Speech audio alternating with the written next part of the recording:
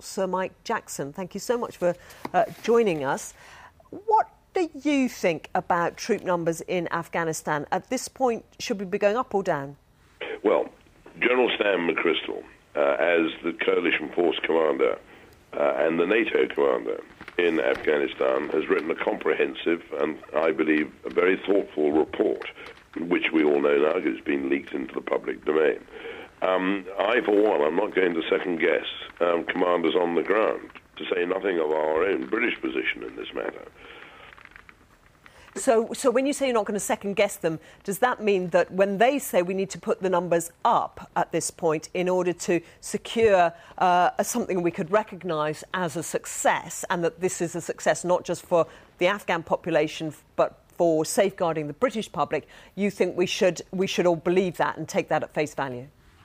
Well, who's to gainsay that? I mean, these are the professional men.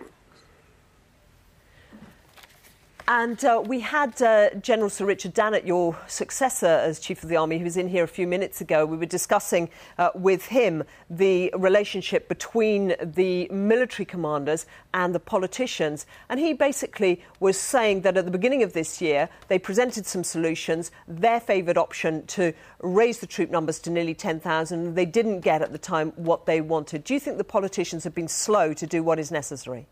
Well, we seem to have been in this position for some while now, several months, whereby the commanders on the ground are saying if we are to achieve the political objectives, we need to do more. I think that is a very clear message, and to do things in a somewhat different way. And General McChrystal's report is very clear about that.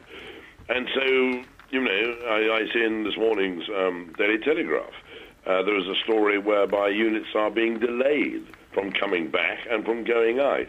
So this dithering is having not a good effect on the army. And so at this point, we're awaiting an announcement on British troop numbers, and we're awaiting an announcement on American troop numbers. In the meantime, some of the families of those who have died in Afghanistan are saying this is costing lives, failures of equipment supply and failures of troop numbers. Do you agree with that position? In broad terms, I think I do. You know, at the expense of repeating myself, the responsible commanders have come up with their military judgment. It is now a matter for the politicians to decide whether to accept that military judgment or not. But I do believe they should get on with it. And so what you seem to be saying is you see a failure of political courage here. The politicians looking at the opinion polls, they're quite difficult to make a robust message to the public that they need to be sending more troops and potentially seeing more lives lost is one that is difficult to sell, and that they're running away from that.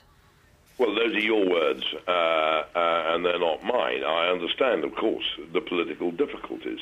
But we seem to forget in all of this day-to-day debate that the strategic consequences of success or otherwise in Afghanistan are very profound.